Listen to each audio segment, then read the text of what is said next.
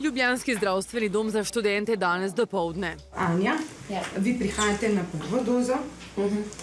Ste alergična na kaj? Kakšne bolezni?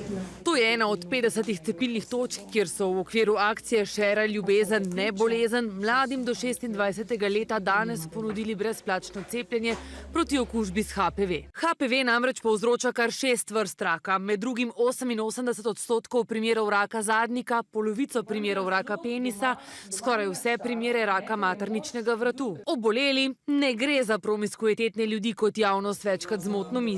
Narava tega virusa je tudi takšna, da lahko leta in leta nekako tli, spi v telesu in potem kasneje, šele po več letih, recimo v stabilni partnerski zvezi, izbruhne v obliki sprememb na materničnem vratu ali pa recimo se pojavijo genitalne bradavice. Ker se z virusom sreča praktično vsak spolno aktiven posameznik že v prvem letu po začetku spolnih odnosov, je po besedah pediatra Denisa Baša cepljenje, ki ščiti pred rakom, smiselno še pred prvim spolnim odnosom. Pri nas v 6. razredu osnovne šole. Čeprav imajo cepljene ženske od 70 pa vse do 90% manj možnosti za razvoj raka na materničnem vratu, pa precepljenost ostaja relativno nizka.